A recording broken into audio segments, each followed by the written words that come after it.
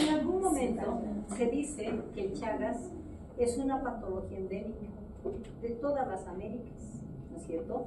¿Por qué? Porque si bien en su momento, y estoy hablando de muchos años, se consideró que era una patología de alto riesgo. ¿Por qué? Porque se vio que el problema del Chagas estaba muy difundido, por eso lo que manejan es esta línea roja. Mira, esta es una patología de las Américas, ¿no es cierto? Entonces, ¿por qué se dice que han estado ustedes en algún contacto? Ustedes van a decir, no, ¿por qué? Porque como se consideró un problema de salud pública, todos los gobiernos se han preocupado para erradicar al Triatom infestans, que es la vinchuca, ¿cierto? Se han preocupado. De esa manera han logrado controlar, principalmente estoy hablando de los países desarrollados, ¿cierto? Pero si hablamos de los países subdesarrollados, decimos que sí se ha controlado parcialmente, donde se han establecido ya políticas de salud, donde se dice, ¿no? Hay que mejorar dos condiciones. Hay que mejorar la condición de vivienda del parásito. ¿Por qué? Porque la vinchuca, que es el vector, es el responsable de vivir en casas que son en algún momento agrietadas, que tienen techo de paja, que tienen techo de, qué sé yo, de algunos elementos en que permiten dar espacios con ambiente de oscuridad. Y ahí es donde se mantenía la vinchuca, ¿no es cierto? Entonces, ¿qué es lo que se hace? Se mejora la vivienda, se establece el programa de Chagas en todos los países, donde se considera primero la posibilidad de mejora de vivienda para disminuir el riesgo de que vaya a vivir ahí ese triatoma y sea responsable de la contagiosidad. Otra condición dice, hay que erradicar a este vector. ¿Y cómo lo erradica? Con las fumigaciones. Entonces empiezan a fumigar las casas para determinar la disminución de la probabilidad. Y ahí hablamos de que va disminuyendo efectivamente la transmisibilidad de Chagas. Pero ¿qué es lo que no logra disminuirse? La inmunidad de cada persona que ha estado desarrollando cuando en su momento estuvo en contacto. Por ejemplo, las abuelas en ese tiempo han estado sometidas a ese factor de riesgo, ¿cierto? Pero el Chagas muchas veces pasa asintomático, no todos se van a presentar con síntomas, simplemente van a condicionar, un 20% va a presentar sintomatología clínica, va a tener los famosos megaórganos, ¿cierto? Pero 20%, pero un 80% ¿qué pasa? Se convierten en portadores de inmunidad específica, ¿no es cierto? Y la inmunidad va a ser condicionante a transmisión de generación en generación. Por eso si alguna vez preguntamos y decimos, ¿ustedes tienen Chagas? Nunca van a decir que no tienen. ¿Por qué? Porque si no tienen un laboratorio que les demuestra que no tienen Chagas, no estoy hablando por la transmisión del vector, estoy hablando por la transmisión de generación en generación que se puede dar en algún momento y todos ellos van a mantenerse muchas veces asintomáticos, ¿no es cierto? Entonces por eso decimos que el Chagas es un problema de salud pública, que sí existen programas establecidos en todos los gobiernos para tratar de erradicar esto, pues simplemente es control epidemiológico, pero lo que no se ha podido controlar en este momento es esa transmisión de la matriz de generación en generación. Y como se consideró en ese momento que era un problema de las Américas, entonces se empieza a preocupar. Y hay un doctor, que es Carlos Chagas, que es un médico brasilero, que descubre esto. Entonces dice, yo voy a investigar, porque no sabían cuál era la enfermedad. Imagínense lo joven que es la investigación. Estamos hablando del 1909. Donde este médico dice y empieza a describir y dice, esta es una enfermedad, pero no sabían cuál era el agente, no sabían cuál era el doctor y no sabían qué clínica podía presentar esta enfermedad, ¿no es cierto? Entonces él dice, hay que investigar, pero como era una característica que estaba afectando a las Américas, se la llama la tripanosomiasis de las Américas, ¿no es cierto? Porque por eso lo ponen todo en rojo, ¿no es cierto? Entonces se considera un problema de salud pública de las Américas, lo que no tenemos en los países desarrollados. Europa, por ejemplo, ¿no es cierto? No se tiene, por eso se la llama la patología de salud pública de las Américas. Entonces, este doctor Chagas, ¿en base a qué creen que empieza a preocuparse porque es una enfermedad? En base a ciertos datos clínicos que empiezan a presentar en forma repetitiva en algunos niños. Entonces, le llama la atención algo, le llama la atención el edema palpebral de un solo ojo, ¿no es cierto? Y esta empieza su investigación en esta niña que tiene 2 años, se la llama Berenice, por eso Berenice pasa a la historia, ¿no es cierto? Pero a través de qué empieza a investigar en base a esto, edema de un solo párpado, ¿no es cierto? Entonces, y empieza a decir, y se pregunta como un proceso de investigación y dice, si muchos niños presenten este signo que se se llama el signo de Romagnac.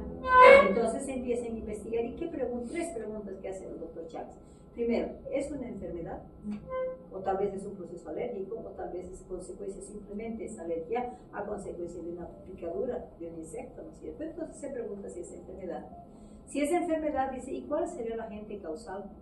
Y posteriormente, si ese agente causal es transmitido de persona a persona, o es otro agente que va a ser el vector para transmitir. Entonces dice, ¿cuál será el insecto que es el responsable de transmitir si es que se condiciona esas tres características, ¿no es cierto? Entonces en su investigación descubre que realmente las tres preguntas que él hace en su investigación pues son ciertas, y empieza a descubrir lo que va a preguntar si dice, ¿no es cierto? Primero, ¿es una enfermedad? Sí, es una enfermedad porque el agente infectante es un parásito que lo vamos a llamar el Trypanosoma cruzi, ¿no es cierto? Que es un parásito. Este parásito tiene que ser transmitido no por contacto directo de las personas, no por secreciones ni deposiciones de las personas, sino la transmisión va a ser hemática. Porque se dice que este parásito va a vivir en la sangre, y si vive en la sangre tiene que tener un transmisor, que es un agente que nosotros la llamamos la vinchuca, que es el Triatom infestans, que va a picar a ese niño enfermo, va a succionar su sangre y va a utilizar su intestino para su multiplicación. Entonces el vector va a ser este, que se contamina primero el vector, multiplica a nivel del propio sistema digestivo y posteriormente va a ir a picar a otro niño. Pero al picar a ese niño está transmitiendo este parásito, ¿no es cierto? Finalmente decimos, ¿y dónde será que se aloja este parásito? Ahí hablamos del concepto, ¿no es cierto? Dicen, las gallinas, si es que tienen un criadero de gallinas, donde sí efectivamente van a verificar que hay vinchucas. ¿Por qué será que en los criaderos de gallinas hay vinchucas? ¿O hay el Triatom infestans?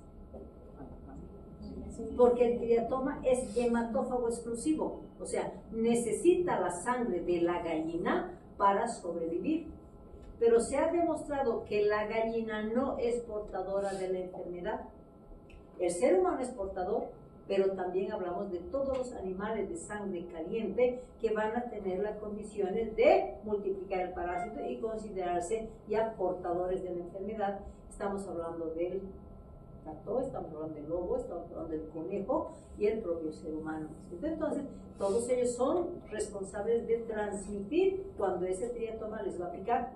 Entonces, la gallina solamente es alimento porque es hematófago, pero estos animalitos son los responsables porque ellos van a enfermarse y van a ser transmitidores. Como la vinchuca es hematófago y estos parásitos o estos animalitos están enfermos, entonces solamente al picar y al ingerir ya se está contaminando.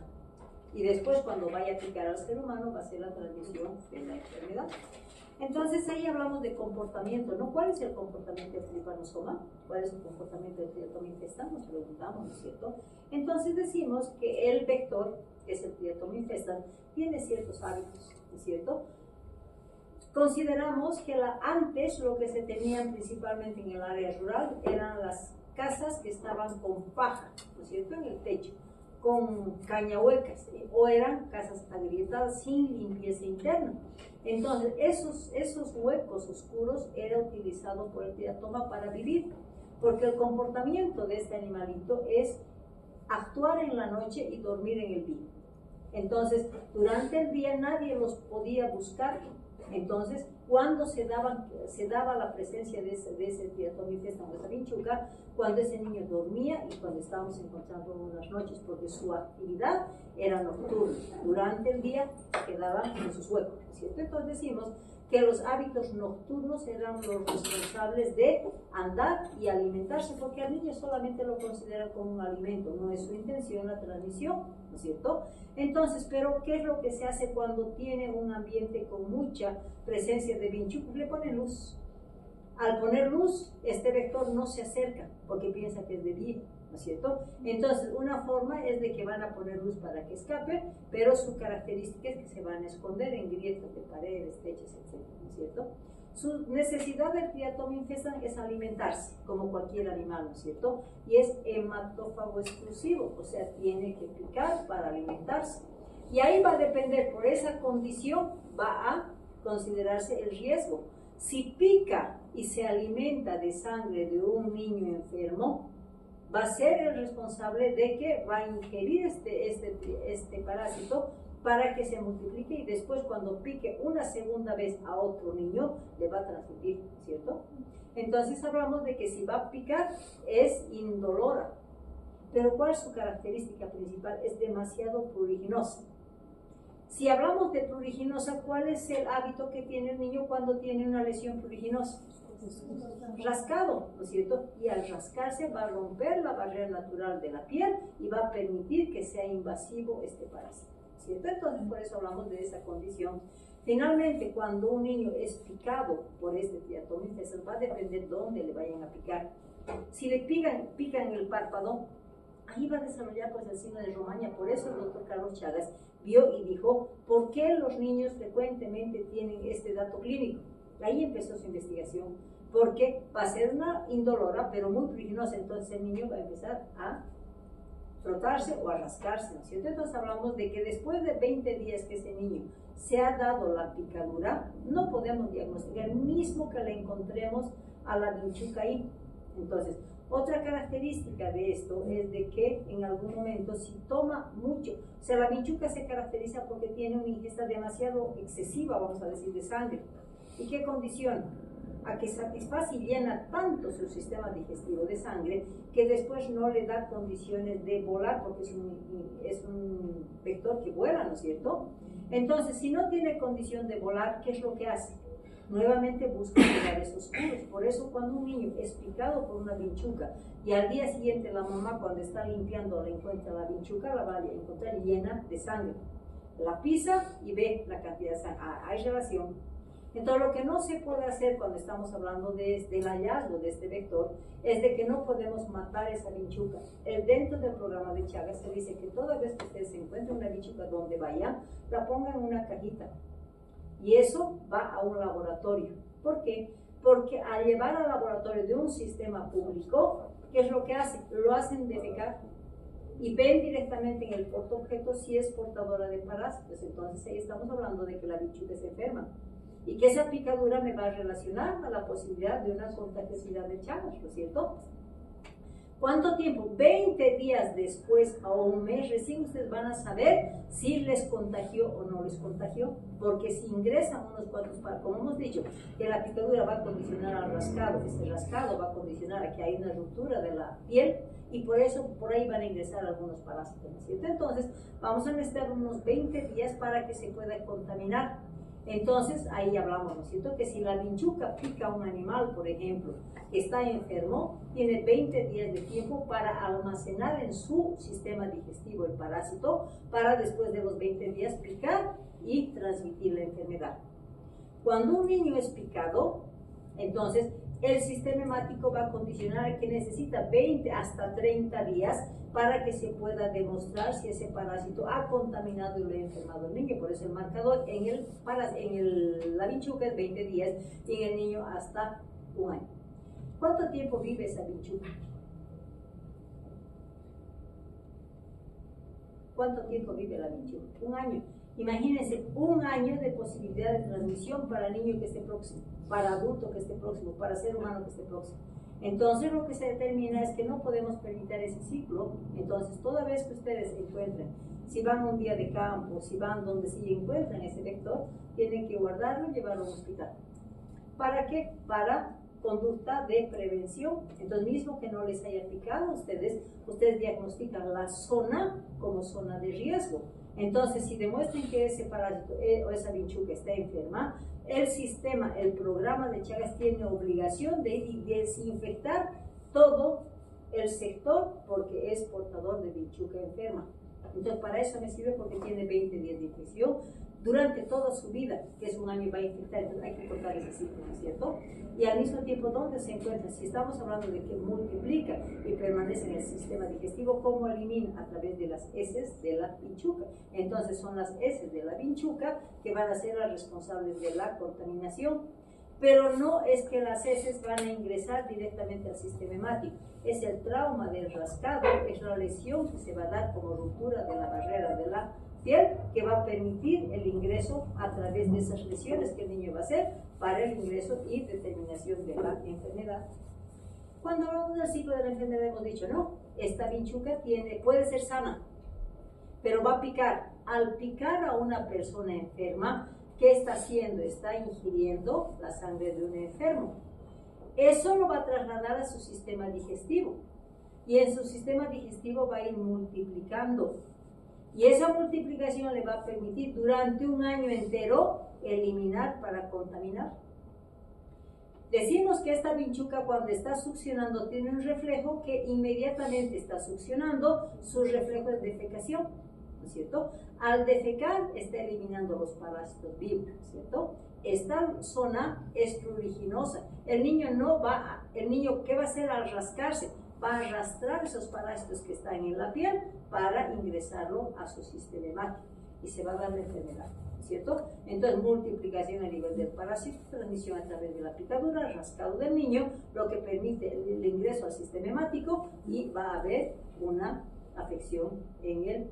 Cuando estamos hablando ya de las formas graves, hablamos de invasión de tejido, ¿no es cierto? Mientras tanto, estamos en sangre, pero muchas veces va a ir a almacenarse al miocardio, ¿no es cierto? Entonces, hablamos de ese ciclo. Aquí lo tenemos un niño. ¿Por qué la vinchuca tiene predilección para picar a un niño en el ojo? Para desencadenar ese signo de Román. Pero puede picar en la frente, en la cara, en la nariz o en cualquier lado. ¿Por qué? ¿Por qué en el ojo? ¿Por qué produce signo de Román? Porque tiene avidez por el olor a la lágrima. Entonces, como tiene predilección por ese olor, por eso le va a picar pues el su ojito, por esa predilección de olor. Por eso se dice que su lugar preferido va a ser el ojito para producir un signo de Román. Pero en algún momento puede picarle en cualquier lado, va a producir un proceso inflamatorio y eso va a significar la presencia de un chagoma que se llama o inflamación por chagas o el signo de Romaña, que son los dos datos clínicos de relación con el chaga, ¿cierto? Entonces, por eso es que el niño cuando duerme y cuando al día siguiente el niño aparece con su ojito, ¿qué va a condicionar? La mamá tiene que preocuparse por buscar si la vinchuca está ahí. Si la vinchuca está ahí, no quiere decir, por si acaso, la picadura de la vinchuca que sea toda vinchuca enferma. Por eso lo que se dice que cuando ese niño va a tener, ¿por qué se da el signo de Romaña? Porque hay edema e inflamación en el párpado, ¿no es cierto? Pero eso es por la picadura, no es en sí por el parásito. Entonces, toda vez que tenemos un signo de Romaña, tenemos que demostrar que ese niño tiene la enfermedad. Pero para que se dé esa picadura se tiene que buscar al vector, ¿no es cierto? Y si encuentran al vector, tienen que atraparlo y llevarlo a un laboratorio. Para que ese laboratorio me diga si está enferma o no está enferma la vinchuca. ¿Eso qué me está diciendo? Está prediciendo la posibilidad de enfermedad, prediciendo, ¿no es cierto? Y si está ese niño enfermo, ¿cuándo vamos a poder decir que está ese niño enfermo? Es decir, al mes de edad, a los 2 meses de edad, porque ya me va a poder determinar la búsqueda del parásito y el hallazgo a través del laboratorio. Entonces, por eso podemos estimar, ¿sí? Y al mismo tiempo decimos, si solamente fuera la picadura la responsable, seguramente no tendríamos tanto chagas. ¿Por qué? Porque ya hemos dicho que existen programas que van a ir controlando, ¿no es cierto?, la erradicación del vector y la mejora de las viviendas. Entonces se dice que antes se manejaba como portador la vinchuca y era el 80% de las responsables de las causas de chagas. Pero estamos hablando también de los elementos hemáticos, transfusiones. ¿Cómo se hacían antes las transfusiones? Directa. Padre necesita para su hijo conexión, ¿no? Padre e hijo, directo, ¿no es cierto?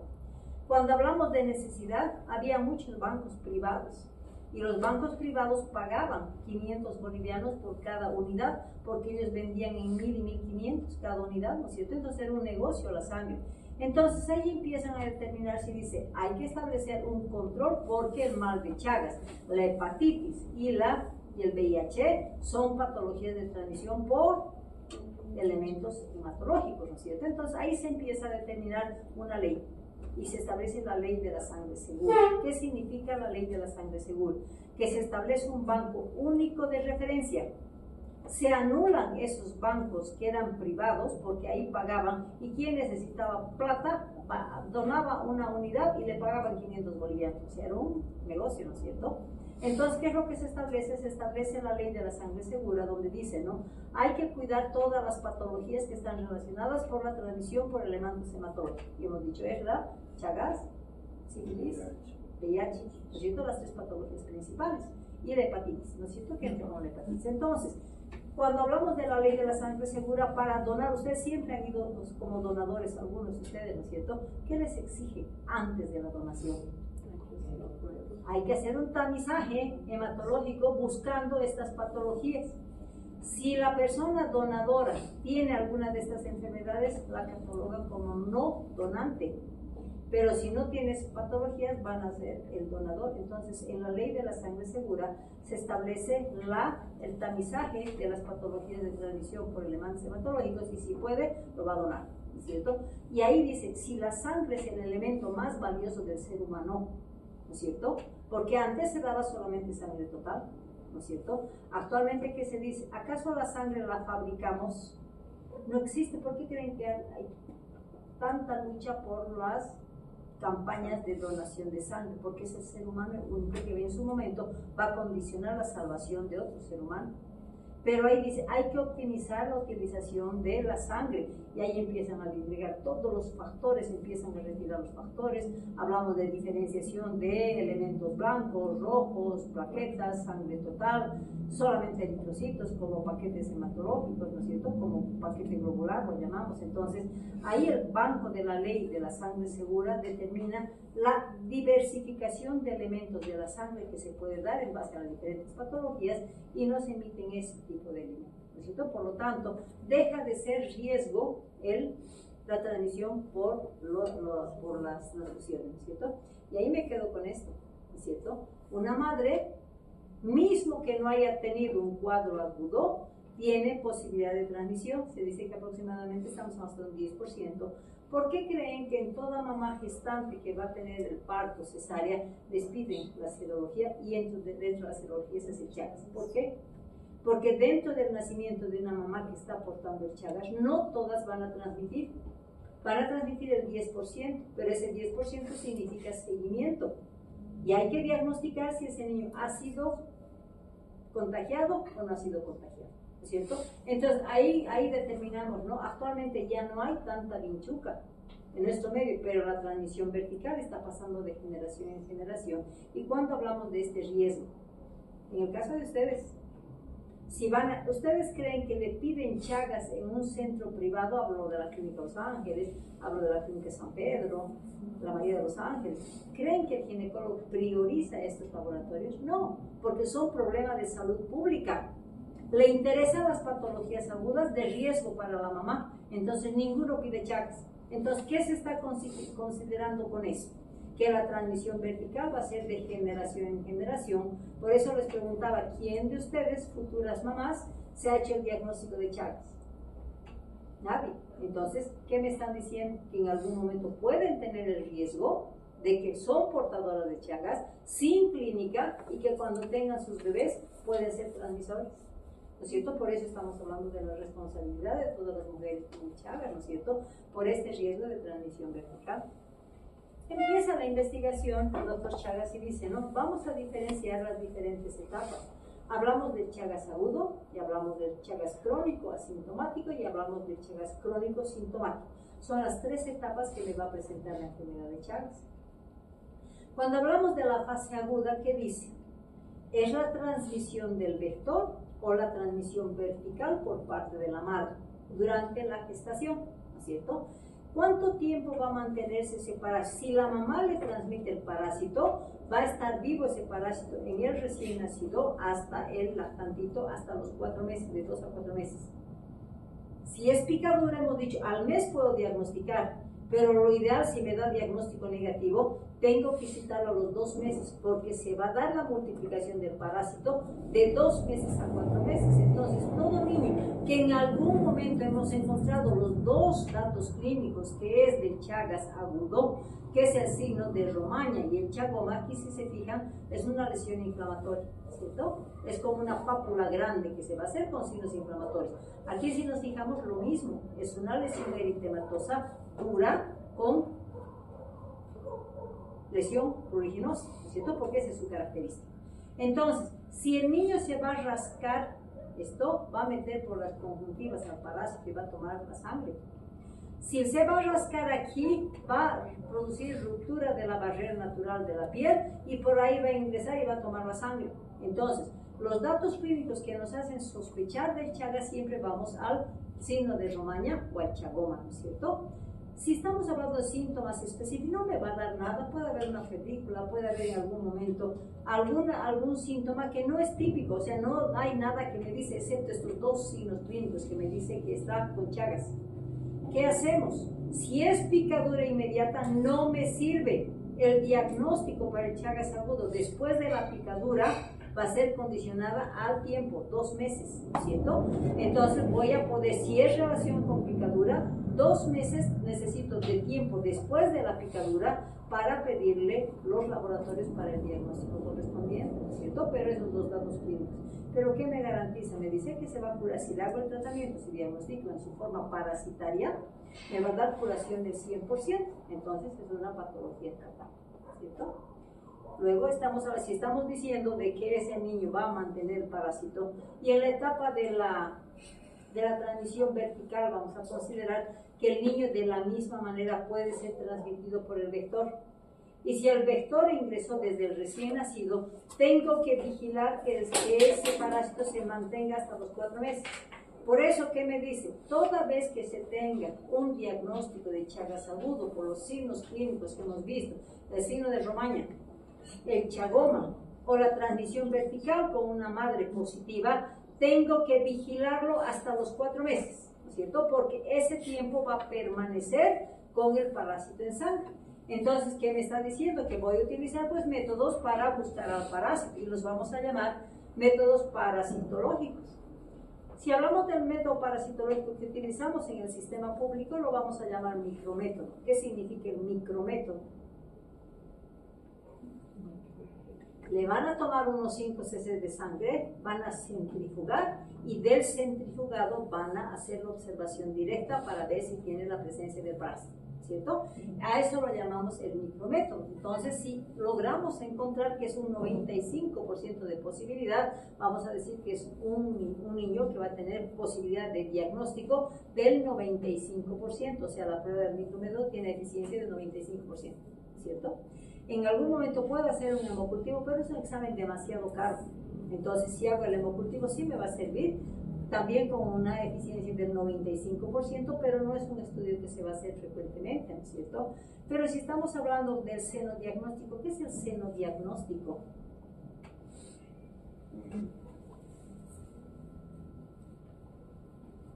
Creo que utiliza del inseto para ver si... ¿Qué es el seno diagnóstico? Es la picadura de pichucas vírgenes para ver si las contagia ese niño que ha tenido posibilidad de Chagas, ¿cierto? Entonces se dice que como es un problema de salud pública, también las universidades públicas van a entrar dentro del contexto de investigación y ellas, o sea, el centro de Chagas va a tener la condición de criar, vamos a decir, pinchuquitas bebés y pinchuquitas vírgenes sin riesgo de enfermedad. Entonces, si un enfermito va y quiere saber si tiene Chagas, es estudio de investigación, se hace picar. Y como hemos dicho, 1 mes de tiempo necesitamos para que esa vinchuca nos muestre si está enfermo o no. Entonces, al mes se hace de picar esa vinchuquita que picó y si encontramos el parásito es una enfermedad. Entonces, estamos hablando de un método que me va a garantizar hasta un 100% de probabilidad, ¿no es cierto? Pero esto solamente es investigación. Pero ¿y por qué no le hago una gotita o 2 gotitas de sangre a un extendido y un frotis de sangre? ¿Por qué no? Porque el índice de presencia del parásito es mínimo. O sea, 1 gota o 2 gotas no me significa probabilidad de hallazgo. Por lo tanto, decimos que tengo una eficiencia de un 40%, lo mismo que la gota gruesa, que es directamente observada a través de un portaobjetos y una placa para determinar, nuevamente estamos hablando en 40-50%. O sea, cuando estamos hablando de un diagnóstico, la eficacia que buscamos tiene que ser entre 80-90%. 40-50 no me sirve, por lo tanto esos laboratorios no me sirven. Entonces lo que el sistema público maneja o es el micrométodo, que es lo común, el hemocultivo es demasiado caro y ese es estudio de investigación. Entonces, ¿cómo diagnosticamos? A través del instrumento, ¿no es cierto? Bueno. Si en algún momento vamos a suponer que esa mamá tuvo su bebé en la clínica X, donde no le pidieron Chagas, lo mismo les pregunto a ustedes, ¿se han hecho diagnóstico o no? Porque la mamá no estaba en convivencia, pero se olvidó que puede haber transmisión de generación en generación. Entonces, ¿qué es lo que va a pasar si esa mamá ha tenido su bebé y no sabía que tenía Chagas? ¿En qué etapa se encuentra esa mamá? Porque no tiene ninguna signología clínica, no tiene nada. Es un crónico asintomático. ¿Y en quiénes vamos a desconfiar? Principalmente en las clínicas, ¿no es cierto? Entonces, la fase crónica asintomática es toda mamá en edad reproductiva que no se hizo el diagnóstico y que lamentablemente no se pudo hacer el diagnóstico por el bebé. Por lo tanto, decimos, el parásito, cuando estamos hablando de la forma crónica asintomática, no lo vamos a ver en sangre. La única etapa en que vamos a encontrarlo en sangre va a ser hasta los 4 meses. Después se oculta, ¿no es cierto? Entonces, ¿dónde se va a ocultar? En el músculo cardíaco y el músculo digestivo. Entonces, si quiero hacerle un micrométodo, ese para que está oculto, no va a verse en el laboratorio. Por lo tanto, si estoy considerando eso, ¿qué tengo que ver? Pruebas inmunológicas, ¿no es cierto?, que son específicas, porque esa mamá, como no sabía que tenía, no me va a avisar que tiene Chagas porque no tiene clínica. Entonces no hay lesiones orgánicas, no hay sintomatología. Lo único que me va a avisar es cuando yo le hago un laboratorio diagnóstico. Por eso es obligatorio todas las mujeres en edad reproductiva saber si tienen o no tienen, porque una de las pautas, vamos a decir, para diagnóstico es laboratorio negativo, laboratorio positivo. Si tienen, pues van a ser sometidos a un tratamiento y van a liberar esa posibilidad de riesgo de transmisión vertical. Y si no tienen Chagas, van a estar tranquilos, ¿verdad? Entonces, por eso decimos que es una obligación. Cuando estamos hablando de cuánto tiempo será que el parásito se quede en el organismo asintomático, sin ningún síntoma, hasta que esa mamá decida tener un hijo, por ejemplo, ¿no es cierto? Estamos hablando de tiempo de permanencia sin síntomas de 10 a 20 años. Por lo tanto, después de 20 años, ¿qué va a ocurrir? Que puede empezar a afectar el sistema nervioso periférico, va a empezar a afectar los diferentes órganos y va a afectar la transmisión del corazón, ¿no es cierto? Entonces, después de 20 años, ¿tienen tanto tiempo para decir si tienen o no tienen? Porque después, si ya encontramos datos clínicos, ya es tarde, ya no puedo hacer nada.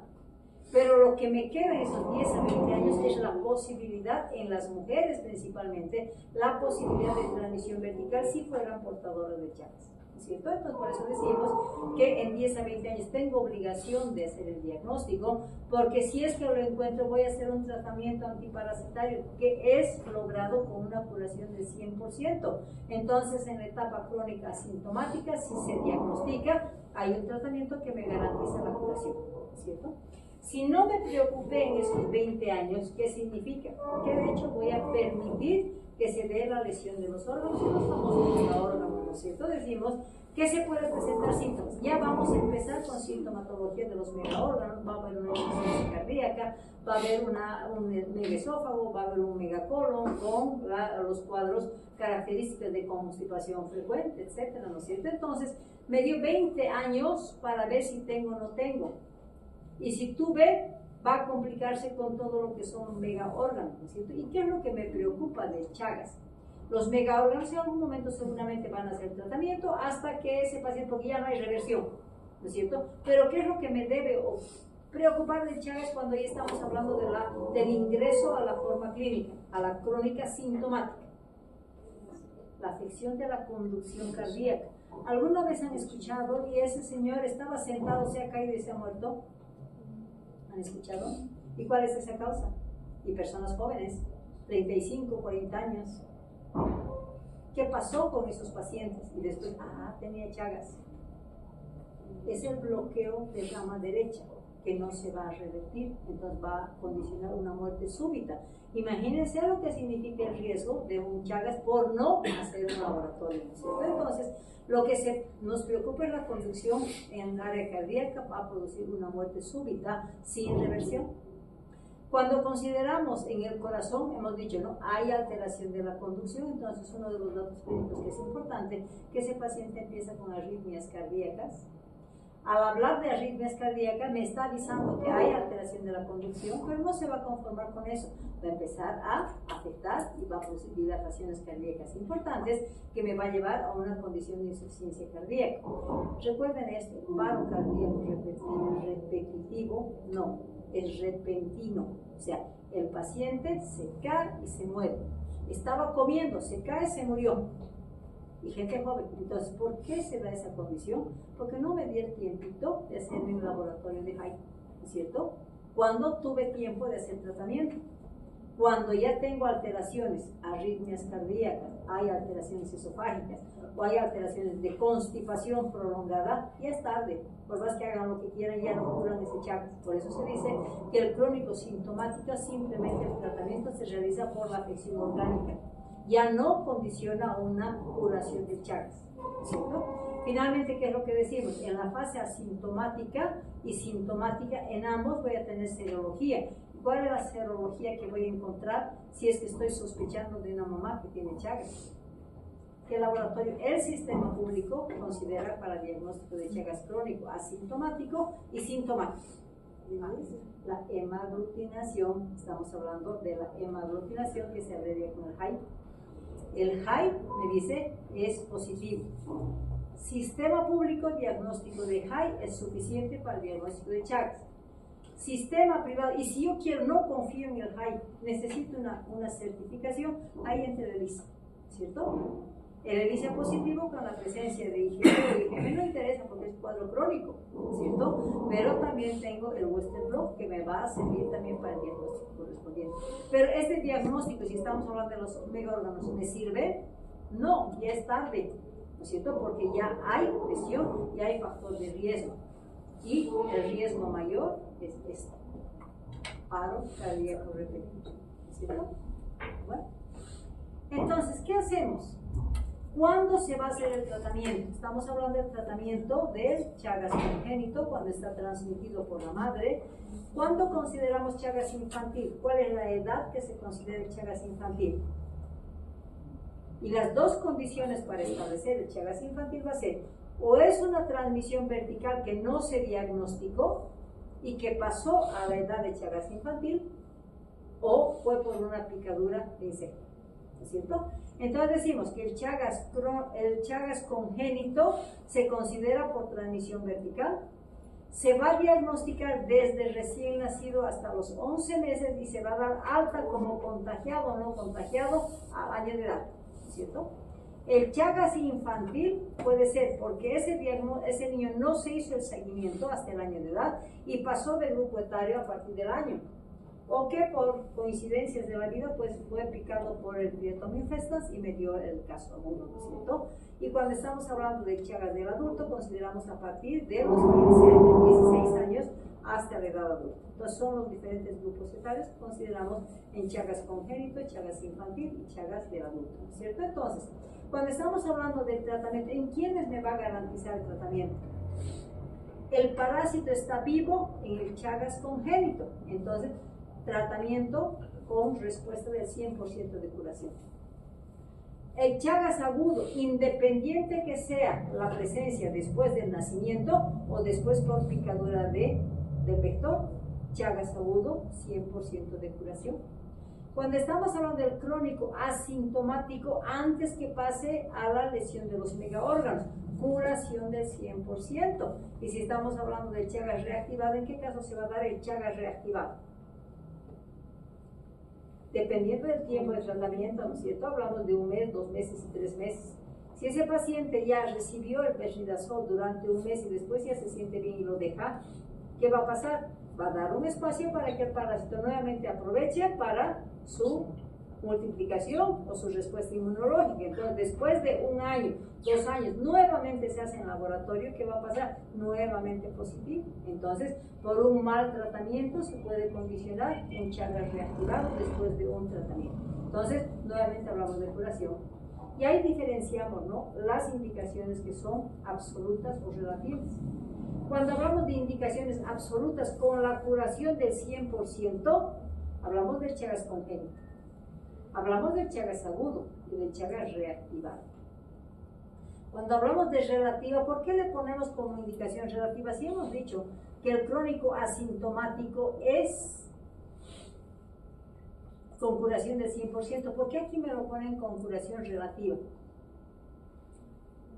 Porque muchas veces ese paciente va a ser asintomático y lo único que va a presentar unas pequeñas arritmias, que no vamos a pensar en cualquier patología menos en el Chagas, ¿no es cierto? Entonces, por eso se dice que todo paciente que tiene diagnóstico positivo, tengo obligación de pedirle un electrocardiograma para ver si ese ritmo cardíaco está normal. Si voy a encontrar algún tipo de arritmia, por mínimo que sea, ya pasó de esa etapa de crónico asintomático a un crónico sintomático.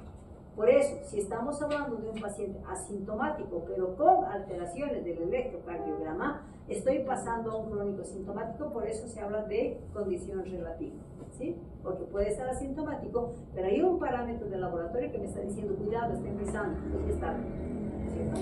Bueno.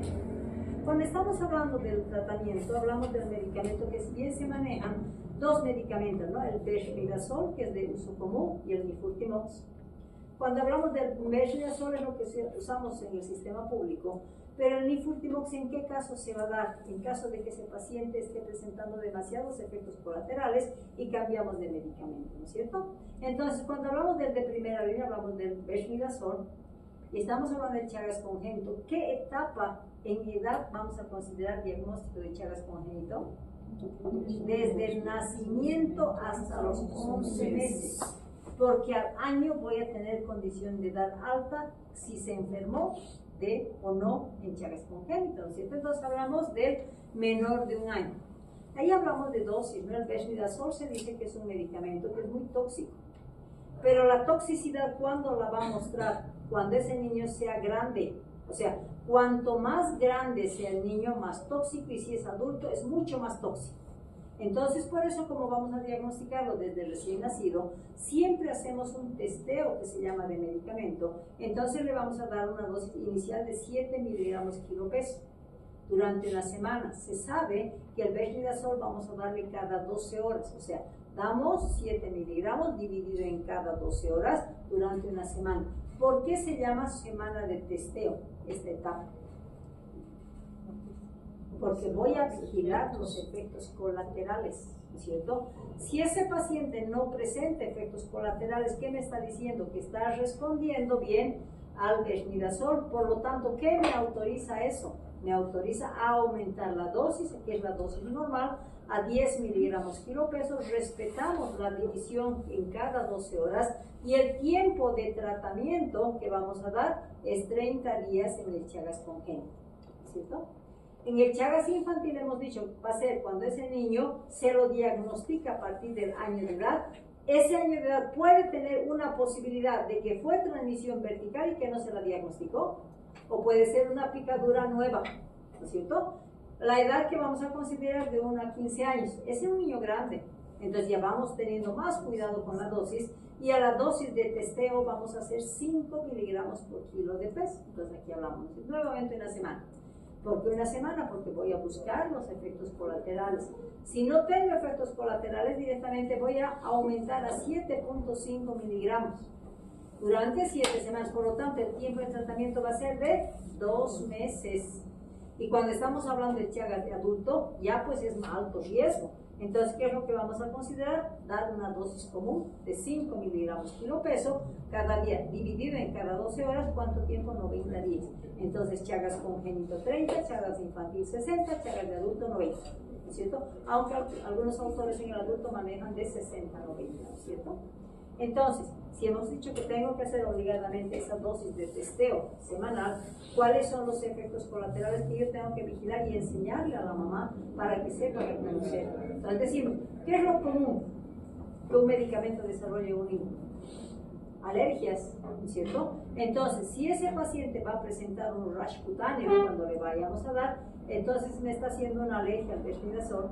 suspendo el medicamento y le doy un antihistamínico. Le vamos a dar la clorfeniramida a dosis de 0 miligramos kilo peso durante 3 días. Entonces voy a resolver el problema de la alergia, ¿no es cierto? Y continúo nuevamente con el tratamiento. Otro efecto colateral que es frecuente es la diarrea, ¿no es cierto? Y cuando estamos hablando de diarrea, puede ir con vómitos. Y toda diarrea y vómito siempre está relacionado con posibilidad de deshidratación. Entonces, nuevamente suspendo el medicamento, manejo la hidratación, manejo la diarrea y después pasa. Y nuevamente implemento el tratamiento. Cuando consideramos lo que es grave, las alteraciones hematológicas, el becnidazol va a afectar el sistema medular, va a producir una depresión medular, por lo tanto, como consecuencia, me va a producir una pancitopenia. Entonces va a haber leucopenia, anemia y trombocitopenia. Entonces deprime. Aquí me voy a preocupar, ¿no es cierto? Porque es un efecto colateral más grave. Por lo tanto, esto me da una condición de inicio de tratamiento. ¿Cuál va a ser la condición? Que yo tengo que saber si ese niño antes del tratamiento ya tuvo anemia, o tuvo una leucopenia, o tuvo trombocitopenia. Entonces, antes de iniciar el tratamiento tiene que haber un hemograma que me permita comparar, estaba normal y ahora me está haciendo la pancitopenia. Normalmente se espera 6 días para que ese niño vaya a tener condición de reactivar su sistema medular y después empiezo a dar nuevamente el tratamiento, ¿cierto? Otro efecto que tengo es que afecta el sistema nervioso periférico.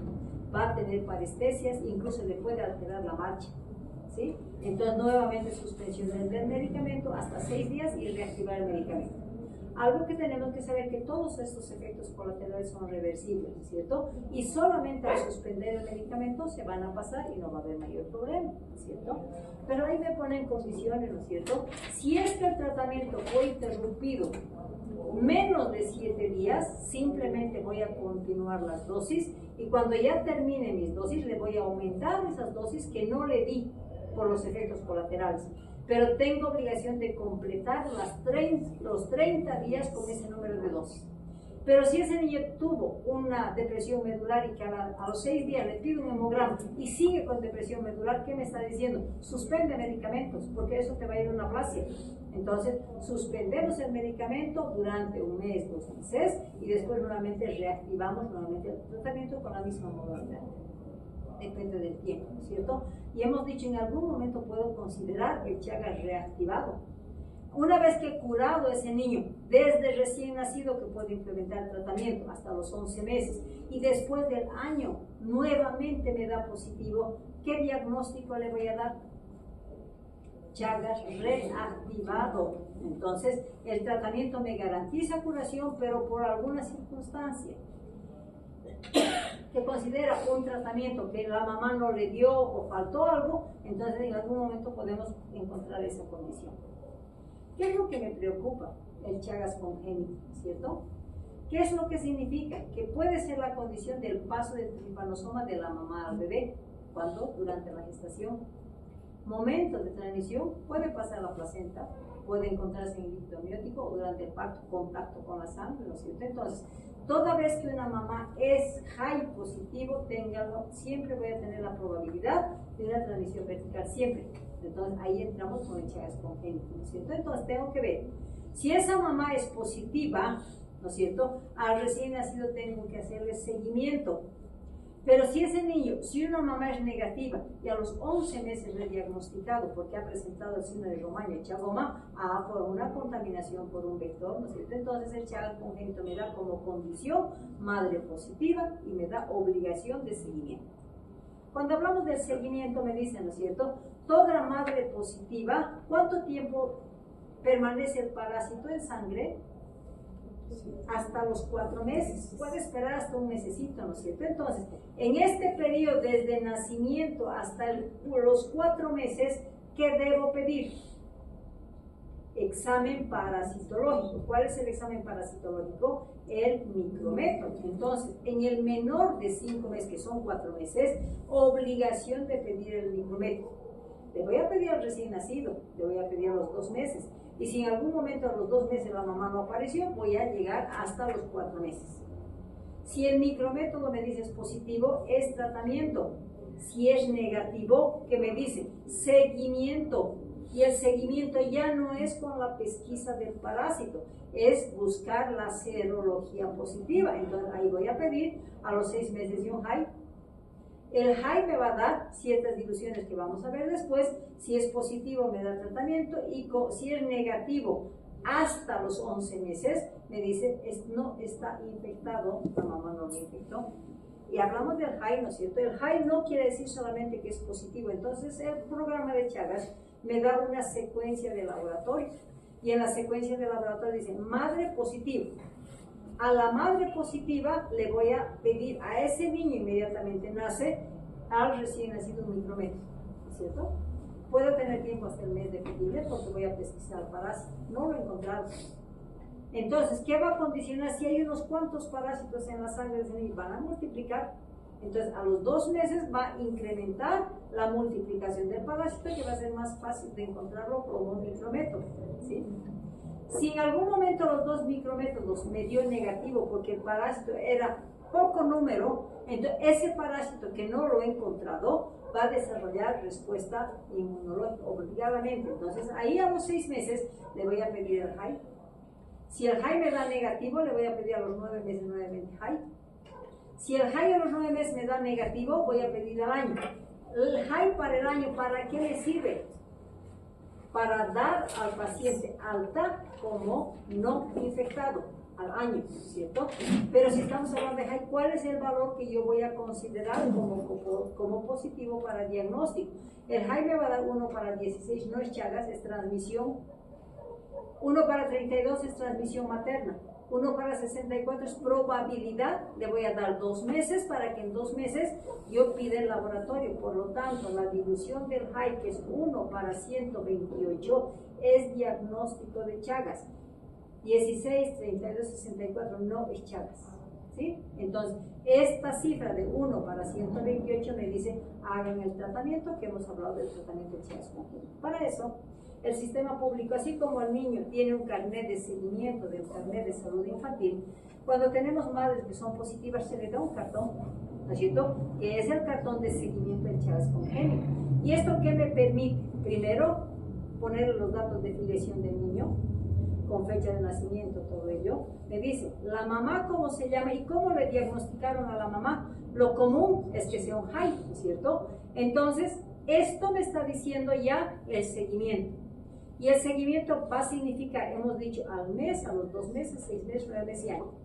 Al mes, micrometro. A los 2 meses, micrometro. 6 meses HAI, 9 meses HAI y al año HAI. Aquí voy a registrar el seguimiento. Pero dentro de la condición de seguimiento, voy a poner, ¿no es cierto? O sea, me dice, hay que hacer 2 micrométodos para Chagas. ¿En qué fecha le pedí? ¿A qué edad? ¿Y qué me reportó? Segundo, que tiene que tener hasta los 2 meses, ¿no es cierto? A veces hasta los 4 meses. Entonces, hasta los 4 meses me dio negativo. Esto me está diciendo, hagan el seguimiento. Y en el seguimiento solamente me va a decir cuándo dio positivo o cuándo dio negativo. Entonces estamos hablando de que voy a marcar la fecha, la edad y la titulación del HAI para decir esto es positivo, 6 meses a 9 meses. Aquí no voy a hacer 6 meses, 9 meses, 1 año. ¿Cuándo me dio positivo? Y si el resultado entre 6 meses es negativo, voy a registrar al año para que este dato me diga no ha sido infectado y estoy dando alta. Entonces, para eso me sirve el carnet. Todo lo que hemos hablado está plasmado en el carnet, ¿cierto? Pero un mensaje que me da el Chagas, ¿qué es? Eliminar el Chagas es tarea de todos, ¿cierto? Si hablamos de tarea de todos, decimos, el sistema público está trabajando con el programa de Chagas. Que si descubren que es un vector que está infectado, tienen que hacer la fumigación para erradicar el factor. Ellos cumplen su función, ¿no es cierto? El laboratorio cumple con el seguimiento cuando el médico le manda. Pero ¿cuándo vamos a tener que saber si ese niño necesita seguimiento o no? Cuando nazca. la relación de nacimiento con una madre HIV positiva, me dice, tienen obligación de hacer el seguimiento hasta el año de edad, entonces empieza desde el nacimiento. Y los padres tienen que saber que ese niño tiene que hacer seguimiento hasta el año. O sea, no porque el primer laboratorio les haya dado negativo, no se contagió. Entonces hay que explicarlos a los padres que el seguimiento va concluido al año de edad, porque solamente al año de edad voy a poder dar alta como no infectado. Y entre el recién nacido y al año, a los 11 meses, voy a poder decir si se infectó, tengo que hacer tratamiento. ¿Para qué? Para que cuando ese niño sea grande no tenga la posibilidad de tener un Chagas crónico asintomático que lo va a llevar hasta los 20 años y después va a continuar con la transmisión vectorial si es que no se ha hecho el diagnóstico correspondiente. ¿No es cierto? Entonces, ¿de quién depende? Del gobierno, de los laboratorios y del personal de salud y los padres, para el diagnóstico y cerrar ciclo principalmente de la transmisión del Chagas congénito, porque si ustedes me dicen, nunca me he hecho, van a ir a una clínica privada, tampoco se han hecho, ese niño va, si tuviera, ¿no es cierto?, va a ser niño contagiado, como la mamá no me ha dicho que le ha hecho el seguimiento, entonces vamos a tener un ciclo, ¿no es cierto?, un ciclo continuado en que no hay diagnóstico y no hay tratamiento. ¿Cuándo se van a dar cuenta? Cuando tengan una edad donde afectan los megaórganos o el niño ya esté con problemas con lesiones orgánicas, ¿no es cierto? Por eso que es importante, como Chagas, siempre es bueno saber, es mejor prever que lamentar. Prevean de tener un diagnóstico. Si no tienen, felices, pues no tengo Chagas. Pero si tienen positividad, ¿qué pueden hacer? Tratamiento y les está garantizando el 100% de curación.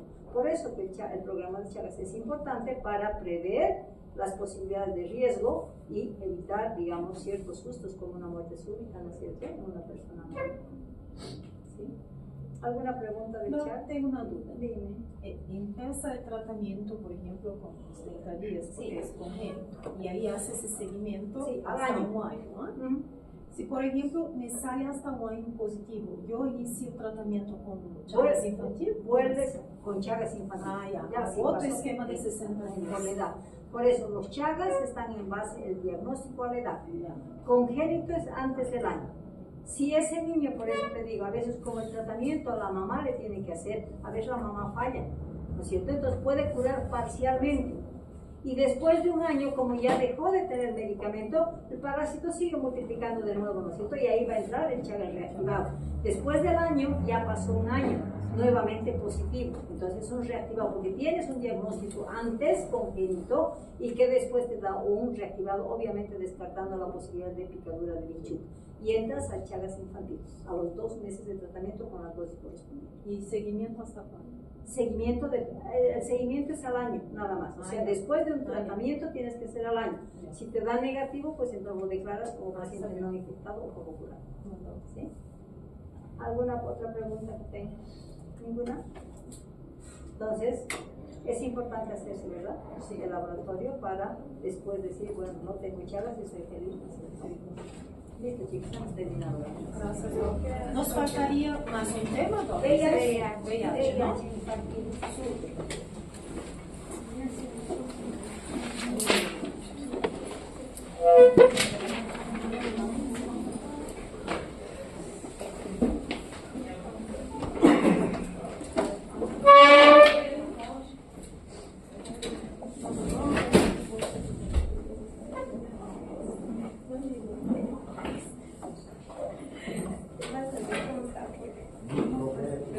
La lista, por favor. La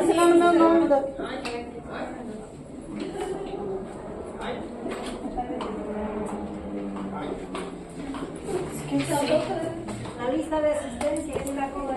Está aquí, doctor.